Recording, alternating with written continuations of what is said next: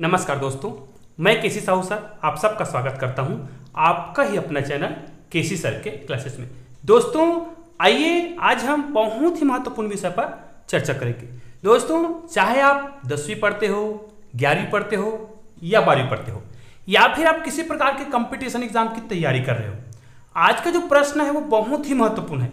वैसे भी हमें याद तो होता है कि जल का जो pH मान होता है वो 7 होता है और इसी कारण ये क्या होता है, उदासीन भी होता है। अब ये मत बोलना कि हम ये कैसे जानते हैं कि ये pH मान 7 है तो ये क्या होगा, उदासीन होगा। इसके लिए मैंने कल pH स्केल के बारे में बहुत ही विस्तार से बताया था।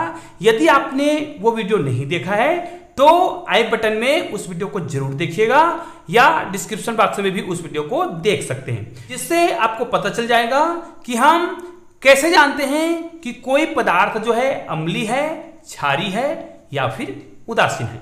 दोस्तों इसी pH स्केल के माध्यम से हम जानते हैं कि जल जो है क्या होता है, उदासीन होता है। इसका मतलब ये भी है जल का pH मान कितना होता है, 7 होता है। हमने बताया था ना, 7 से पहले मतलब किसी का pH मान 7 से कम है तो वो अम्लीय होता है और यदि 7 से ज्यादा है तो वो क्या होता है, क्षारीय होता है। दोस्तों pH मान हमारे दैनिक जीवन के लिए बहुत ही महत्वपूर्ण होता है ना, क्योंकि हम ये भी तो जानते हैं ना कि हमारे शरीर में जो ब्लड है उनका भी कोई निश्चित pH मान होता होगा।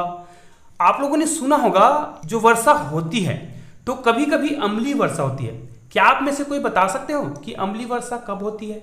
जब पानी गिरती है, पानी गिर रही है तो उस पानी का जो pH मान है वो कितना कम होता होगा, तब हम बोलेंगे कि ये अम्लीय वर्षा है। अब ये तो पता है कि 7 है तो उदासीन है, लेकिन 7 से कम हो जाए तो कितना कम हो जाए तब अम्लीय वर्षा होगा। तो ध्यान दीजिए दोस्तों, यदि जल का जो pH मान है वो 5.6 से कम हो जाए तब जो वर्षा होगी वो क्या कहलाएगा, अम्लीय वर्षा कहलाता है।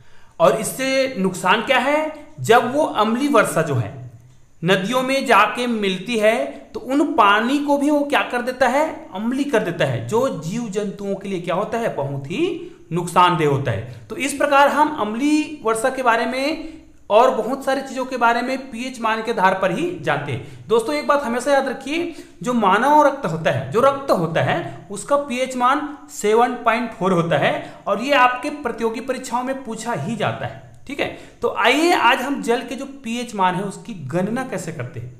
7 होता है तो सबको पता है, लेकिन हमें अगर परीक्षा में पूछा जाए तो हम उसको निकालेंगे कैसे, तो उसके लिए हमने जो सूत्र बताया था pH, उस सूत्र का उपयोग करेंगे। तो आइए देखते हैं, यदि हम जल का pH मान निकालना चाहें, ठीक है, तो कैसे निकालेंगे। तो ये याद रखिए, ये बहुत ही महत्वपूर्ण प्रश्न होता है दोस्तों। तो आइए इसको हम सॉल्व करते हैं।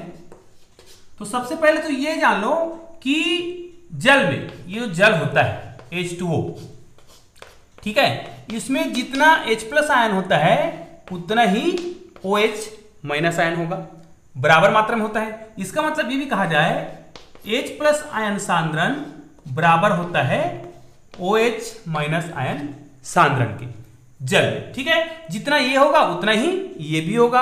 अब हम एक सूत्र जानते हैं, कल मैंने बताया था, बहुत ही सरल तरीके से आपको एक सूत्र बताया गया था इस प्रकार का, H+ आयन और OH- आयन बराबर ये होता है Kw और इसको क्या बोला जाता है, ये होता है आयनिक गुणनफल। दोस्तों ये एक प्रकार का स्थिरांक होता है जिसको हम लोग आयनिक गुणनफल भी बोलते हैं, है ना, आयनिक गुणनफल। तो आप लोग इसको याद रखिएगा। और शुद्ध जल के लिए और टेम्परेचर कितना होना चाहिए, मान लिया जाए 25 अंश सेंटीग्रेड पर, जिसको हम क्या बोलते हैं, नॉर्मल टेम्परेचर पर। इसका मान कितना होता है, मैंने कल बताया था Kw का मतलब आयनिक गुणनफल का जो मान होता है वो सामान्य टेम्परेचर पर, है ना, कितना होता है, ये 10 का घात -14 या फिर 1 × 10 का घात -14 भी लिख सकते हैं। ठीक है, तो इसी सूत्र को हम यहां पे लगा सकते हैं। तो यहां पर देखिए, यहां पर क्या हो जाएगा, H+ और OH- आयन बराबर 10 का घात -14। ठीक है, अब देखिए दोस्तों यहां पर जाइए आप लोग, H+ आयन और OH- आयन दोनों क्या है, बराबर है ना। तो इसमें से किसी एक मान को हम यहां पर रख दें। अब ध्यान दो, हमें गणना किसकी करना है, pH की करनी है। तो जब हमें pH की गणना करनी है तो हम यहां पर क्या करेंगे, OH के बराबर क्या रखेंगे, H प्लस आयन करेंगे, OH बराबर H प्लस कर देंगे। तो यहां पर देखिए क्या हो जाएगा, H प्लस, और यहां पर भी हो जाएगा H प्लस बराबर 10 का घात माइनस 14। अब ये तो 2 बार हो गया। या फिर आपको ये भी बताया गया था, इनका मान डायरेक्ट मैंने बताया था पिछले वीडियो में, कि H प्लस सांद्रण या OH माइनस सांद्रण दोनों को अलग अलग हम 10 का घात माइनस 7 लिख सकते हैं। ये आपको मैंने पहले भी बताया था इस प्रकार का, ठीक है। तो आप डायरेक्ट लिख सकते हो, अन्यथा इनको जब हम हल करेंगे तो इसका स्क्वायर होगा तो उधर जाएगा तो अंडर रूट होगा, और अंडर रूट से जब हम हल करेंगे तो कितना आ जाएगा, 10 का घात माइनस 7। तो कुल मिला के यहां से देखो, या तो H प्लस सांद्रण बराबर 10 का घात माइनस 7, या फिर इसके बराबर भी, तो हम इसके बराबर यहीं से डायरेक्ट इसको ऐसा लिख सकते हैं, H प्लस सांद्रण बराबर 10 का घात माइनस 7, ठीक है। तो ये बहुत ही सरल तरीके से इसको आप क्या कर सकते हो, निकाल सकते हो। अब देखिए हमें यहां पर देखिए पीएच मान की गणना करनी है, किसके लिए, शुद्ध जल के लिए। तो उसके लिए हमें क्या करना पड़ेगा, यहां पर देखिए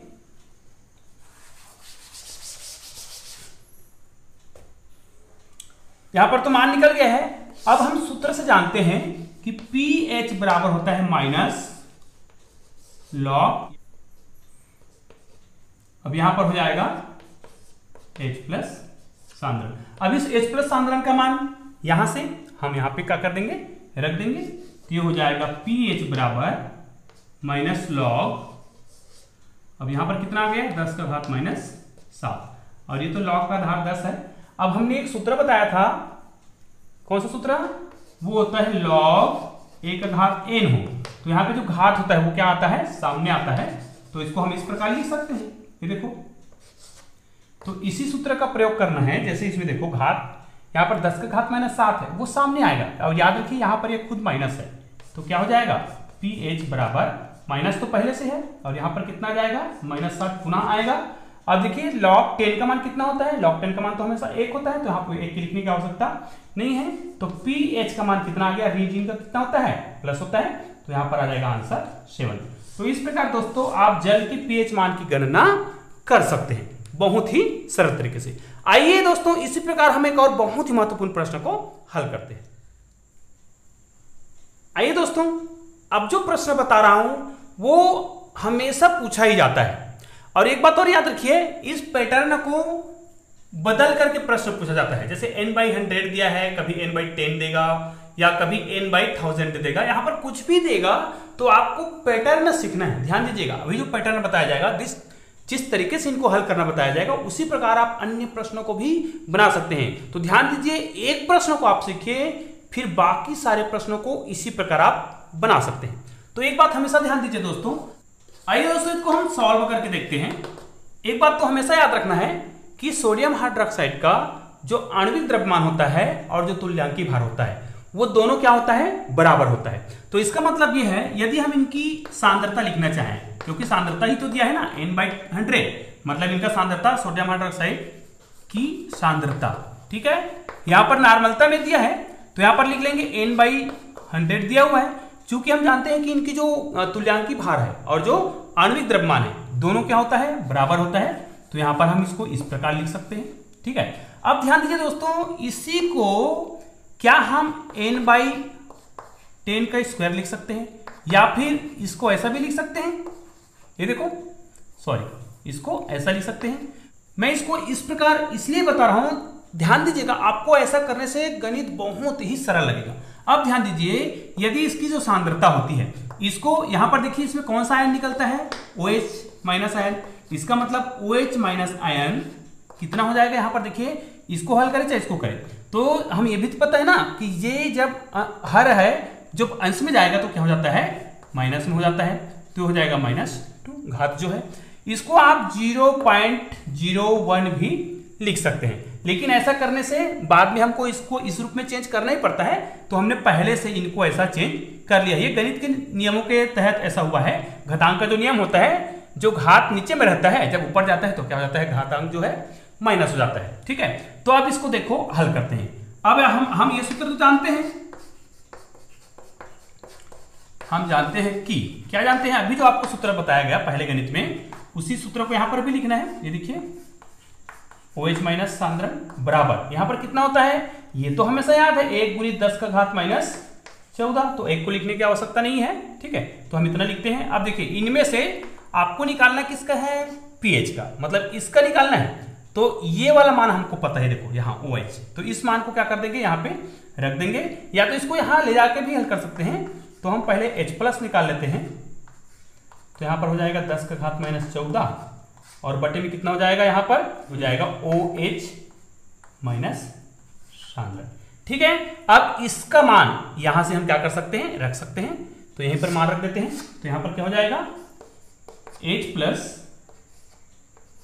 बराबर कितना आ गया, 10 का घात -14 ऊपर में था, और यहां पर आ जाएगा 10 का घात -2। जब ये ऊपर चला जाएगा तो ये H+ सांद्रण का मान कितना आ गया यहां पर, तो यहां पर हो जाएगा 10 का घात -14। अब ये ऊपर जाएगा, देखिए ध्यान दीजिए, यहां पर ये ऋणात्मक है, यहां पर क्या था, धनात्मक था, तो ऊपर गया तो ऋणात्मक हुआ था, लेकिन यहां पर ये ऋणात्मक है, जब ऊपर जाएगा तो ये क्या हो जाएगा, धनात्मक हो जाएगा, मतलब यहां पर +2 हो जाएगा। अब 14 में 2 क्या करना है, जोड़ना है, ऋण 14 में 2 जोड़ना है, तो क्या हो जाएगा, ये 12 हो जाएगा। इस प्रकार H+ सांद्रण का जो मान है वो कितना आया, 10 का घात -12 आया।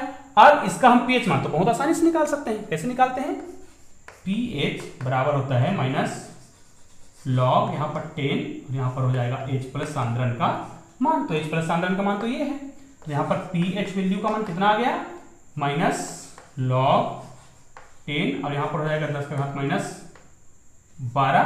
ठीक है, अब ये सामने आएगा तो ऋण है, और ऋण का क्या हो जाएगा, धन हो जाएगा, तो ये हो जाएगा pH का मान 12 हो जाएगा, और log 10 का मान तो 10 होता है। तो इस प्रकार हम pH मान बहुत ही सरल तरीके से निकाल सकते हैं। तो दोस्तों इसी प्रकार आप बहुत ही सरल तरीके से सभी प्रकार के pH वैल्यू को निकाल सकते हैं। अगले वीडियो में हम और बहुत सारे गणितों को बनाना सीखेंगे, और आज मैं आपको एक गणित दे रहा हूं, उसको आप लोग हल करके मुझे कमेंट करके जरूर बताइएगा।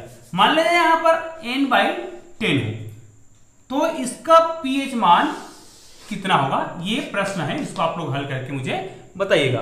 तो दोस्तों आज का वीडियो आपको पसंद आया हो तो प्लीज हमारे वीडियो को लाइक कीजिएगा, और अधिक से अधिक बच्चों को शेयर भी कीजिएगा, ताकि अधिक से अधिक बच्चे इस वीडियो का लाभ उठा सकें। धन्यवाद दोस्तों।